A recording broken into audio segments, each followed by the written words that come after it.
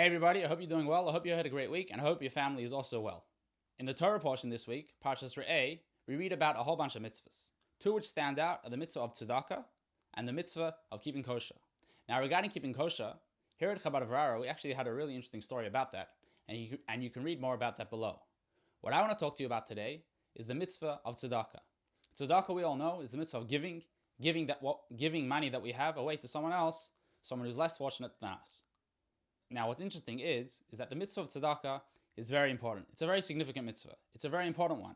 And we can see that because if we look in a lot of Jewish texts, when it refers to the mitzvah of tzedakah, the commandment of giving charity, it doesn't say the mitzvah of tzedakah. It just says the mitzvah. Because since it's so significant, we're able to refer to it without even saying what it is. The mitzvah means tzedakah. Why is it so important? Because of this. Now, where does a person's money come from? Obviously, a person has a job. He goes to work, he puts time and effort into something, and he earns a livelihood from that. From that, he's able to support his family, earn an income, and put food on the table. Now, when a person takes from that, he takes from that hard-earned money, which he's made, and he gives it away to someone else. Not only is he giving away that money to someone else, but he's actually giving away all that, so to speak, all that time and effort which he's put in. And therefore, it's a very great thing. It's like he's giving from himself. Another thing about tzedakah, which is important to know, is that although one might think that the amount is the main thing, I should give a big donation at the end of the year, I should write a check each month and give it away to a worthy cause, give it away to a person who's a little less fortunate than myself. That is important, but at the same time, the act of giving itself is significant. And that's because every time a person gives, he makes himself into a better person. He becomes a benevolent person.